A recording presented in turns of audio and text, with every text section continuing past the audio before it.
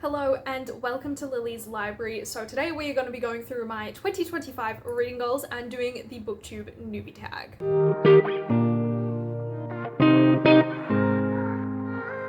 So this tag is probably something I should have done quite a while ago. I have actually filmed it before, but I can't find where the video has gone. So I thought we'd do a take two and also wrap in all of my bookish related goals for the year. Starting with question one, why did I start this channel? So if you're not aware, I'm actually mostly a TikToker. I'm on BookTok heaps, but obviously with the ban that has just happened in the US, I was kind of looking at somewhere else that I could move to. I am in Australia, so that doesn't impact me, but it means I am losing a lot of my community and have already lost a lot of my community on the app. And I'm honestly just kind of starting to fall out of love with TikTok. I have always loved longer form content on YouTube. I used to make YouTube videos actually like a decade ago now. I don't know if any of them still exist, but you could probably try and find them, but I'm not too sure if they're still out there. And it was something that I really enjoyed doing, and I just love having more fun with editing these videos and being able to talk for longer because I am someone that rambles heaps. So I just decided to come back here, and I felt like it would be a nice spot to connect with people more again and to just kind of move away from TikTok and do these longer videos that I just truly enjoy. They're more work than TikTok in some way, but also I find them more gratifying and less work at the same time, and I just get a lot more enjoyment out of this, and it kind of like fulfills me a bit more than TikTok. So yeah, but if you're outside of the US and haven't followed me on TikTok, it is linked below if you do want to join me there, because I still do actively post. Question two, what are some fun and unique things that I can bring to Booktube? I think probably just like my outlook on stuff. I like to think I've got pretty good book opinions, so I'll always be talking about that. I prioritize a lot of diverse and queer books, so that's something I would like to continue to show and to bring light to here. I also want to bring just a really nice community space for everyone where people are open to sharing their opinions and where we can all just get along and share our love for diverse and queer books and books written by women, and try and really promote books that aren't typically spoken about or aren't really promoted in bookshops. Like 90% of the publishing industry is white. That is books published, editors, authors, like so much of it is white. So I think it's very important that we focus on that, and that's something I'd like to prioritize here. Question three, what are you most excited about this channel? Honestly, there are so many things like I've already kind of covered. I love making longer videos. It's something I have always really enjoyed, so that's one of the things I'm most excited for. And I just really love the Booktube community. It's just such a fun space, and there's so many different people on here, and I just love being able to create more stuff and to have a bit more fun with this. And yeah, I think that's about it. Question four is, why do you love reading? There is quite a few reasons that I do love reading. I've been an avid reader throughout like most of my life. It has definitely dropped off at periods of times, but we'll go through that later. But the thing I love most about reading, besides like escapism and being able to escape to a different world that's not my own, is honestly learning through reading. You learn so much more about humanity and people and experiences you wouldn't normally in your everyday life. I feel like reading is a really good way to open up your worldview, whether you do that through fantasy and sci-fi, looking at the way that different governments oppress people and how they rise up and fight back, or whether we look at romances or literary fiction or classics or non-fiction. There is just so much you can learn about people and history and humanity through books, which is one of the reasons I just truly love it.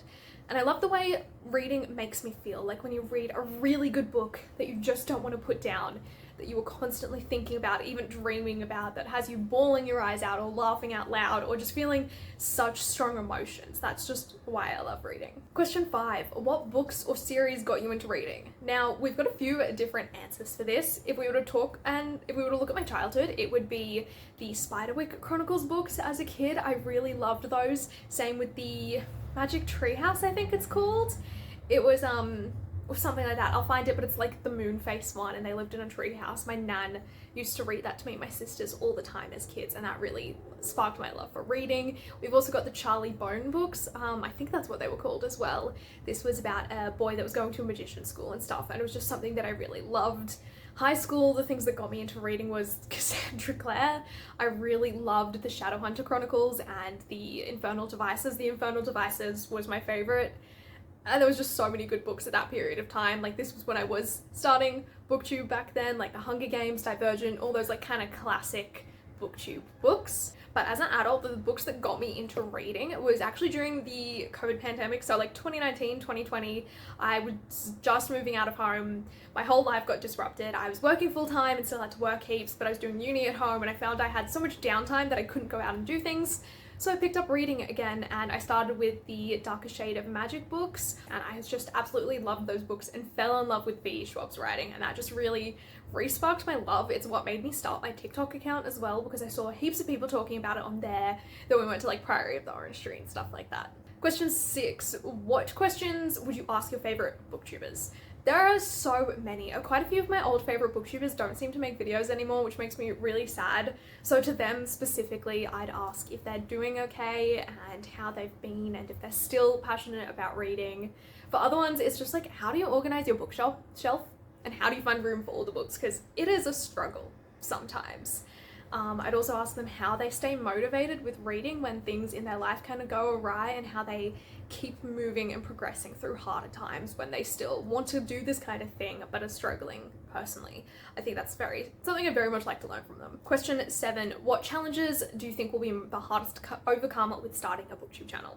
Now, I think there's a few things. Definitely one of the things will be like work-life balance. I work a full-time job, so content creation is like my passion and my hobby that I do really enjoy. I love talking about books and having this community and space to talk about books. So finding time for that with work will definitely be a challenge. I do manage pretty well, but that's definitely just always going to be an ongoing challenge, especially when there are times when I am struggling with my mental health and stress levels and just don't have the time. That's definitely going to be the biggest challenge, and just like finding the motivation and creativity. I also started this to get back into being creative again and to explore more hobbies and have more fun. So I think that's something that will also be a struggle with this channel. Question 8, when did you start reading? Honestly, this goes hand in hand in the other question about my favorite series and books that got me back into reading. Like I said, I read lots as a child, not as much as my sister, but I still did read heaps. My grandparents were always reading us books and telling us stories. I was always reading books at the library. I constantly had a book out from the library in primary school. Like I said, the Charlie Bone books. There was also the Adventures of Hugo Cabret. We also had like the Kita Rondo books as well, which I never finished, but do really want to finish now. So I've been kind of reading throughout my whole life. It definitely staggers and like disappears for a bit, but it's a hobby that I've been engaged with and doing for the longest time. It has forever been part of my life, but definitely more so since getting through uni and finishing high school, you know? Question 9, where do I read? Now, very much depends the format of the book I'm reading. Audiobooks I typically read in the car on the way to and from work while I'm doing dishes or working out or doing housework and stuff like that. So that's the main thing for audiobooks. Or sometimes when I'm playing video games, if it's a non-brain needed video game like Animal Crossing or Minecraft. But for physical books and digital books, I spend a lot of my time reading in my corner on the couch with my pillows and blankets set up on my little stool. So that's where the main spot I spend a lot of my time reading, and of course in bed because it's the comfiest spot to be. But I'm trying to stop myself from doing so much other random stuff in bed, like reading and going on my phone or journaling and doing that stuff. So I'm not waking my brain up by being in bed and like having that habit, you know? So I try to avoid that. So I'm mostly the couch. I do want to start going outside more to read. We have a really nice park near my place, so I would like to start going down there and reading outside. I also read quite a bit at work, just at my desk when I have time to spare if I can. And question 10 is, what kind of books do I like reading? So I don't know if you can tell by some of these books behind me, but I'm very much a fantasy lover, kind of always have been. I love sci-fi as well, just kind of all kinds of like speculative fiction and stuff that is usually set out of our own world or in a different take on our own world. It's just one of my favorite genres. I love exploring different magic systems and universes and worlds, but I really do love horror and literary fiction as well. I would like to expand more to historical fiction and romance and classics and stuff this year, but I'm kind of very much a read almost anything, but fantasy, sci-fi, horror are the loves of my life. So that was the Booktube newbie tag. I hope you enjoyed. Now we'll move on to my reading goals, because quite a few of them kind of relate to some of the things that I touched on in the tag itself. So I mentioned reading diversely quite a bit. This is something I really do like to prioritize, and I would like to make even more a focus this year. I would like roughly 50% of the books I read, more than 50 ideally, but 50 is the minimum, of the books that I read to be by diverse authors. So it's something I really want to expand upon. It's something I already do pride myself in quite a bit and I think I do well, but there is always room for improvement, and it's something that I really would like to prioritize because there are so many amazing books out there and I just want to read them all, and I think this is the way that I would like to focus on doing it. With that, I'm also going to be prioritizing my physical TBR, so I've got 125 unread books on my physical TBR, something like that. I'm going to do a recount when we get to February and see where we're at and see how many books I read and bought in January and kind of gauge it off that, but that's where I'm roughly at. So I would really like to make a dent in my physical TBR. This was a goal last year as well. It went okay, but it could have gone a lot better. I read 115 books in 2024 and I still have 125 on my TBR. And that kind of never really went below 100. So I really need to focus on reading more books that I own than buying new books. So that's something I'm really going to be tracking throughout the months. I might try and wrap it into my monthly reading wrap-ups if you guys would be interested in those kinds of stats and how I'm going with that goal specifically. Because I feel like if I'm actually tracking it properly, it'll actually help me make a proper dent in that list of never-ending books. Kind of going in with the physical TBR goal, I would also like to read more classics and more non-fiction books. I would like to read roughly 1 a quarter, so I think about 4 books this year. I'd like to get to more, but that's the minimum I'm setting myself for, just 4 books, 1 a quarter. Now, even though I do have these goals to try and read have 50% of my reads be diverse and prioritize my TBR, I don't actually want to force myself into reading lots of books, if that makes sense. So I don't have a set number of books I want to read this year. I did do a Storygraph goal of just one, just because I knew I would finish one quite quickly.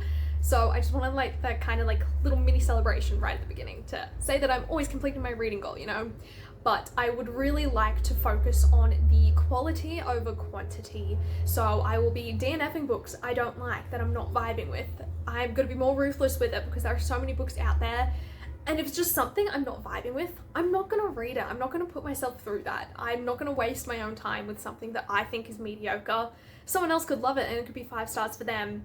But if I know it's going to be 2-3 stars, I'm not going to force myself through that.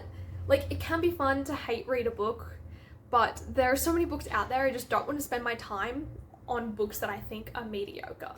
So I'm going to be more ruthless in my DNFing. Now, they're my main goals, really. I would also like to read quite a few series. There are series that I have started, such as the Realm of the Elderlings with the Farseer trilogy for my book club, which is linked below. But I would also like to read quite a few other series. You might have seen a reel I posted about 5 series that I am prioritizing. I might do a more in-depth version of this, and we'll go through all of the series that I have started and am in the middle of and need to complete in some way, or ones that I'm wanting to pick up. I think that would be really fun to explore, but I think that'll have to be a different video because I need to go through them all, figure out where I am in these series and which ones I actually need to finish and which ones would be possible to finish this year. But that is it for this week's video. I really hope you enjoyed. Let me know what your reading goals for 2025 are, if you have any similar ones as well. And for the classics and non-fiction, I know I already said I have a lot of my TBR, but let me know what your favorites from those genres are that you think are more accessible for people new to them, because I would love to get into it more, and I feel like this could be a good place to help me out here and get you guys' opinions and stuff. Make sure you like, comment, and subscribe, and I will see you guys all next time. Bye!